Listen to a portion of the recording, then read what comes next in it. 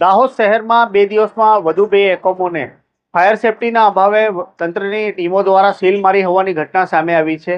ખાસ કરીને Rajkot TRP game zone આગ લાગવાની ઘટના બાદ વહીવટી તંત્ર હરકતમાં આવ્યું હતું અને દાહોદ શહેરની વિવિધ હાઈરાઇઝ બિલ્ડિંગો, અન્ય વાણિજ્ય એકમો જેનામાં ફાયર સેફટી અને અન્ય જે જરૂરી મંજૂરી હોય છે તેની ચકાસણી હાથ ધરવામાં આવી હતી। ત્યારે તબક્કાવાર સીલ મારવાનો સિલસિલો આજે પણ યથાવત રહેવા પામ્યો છે।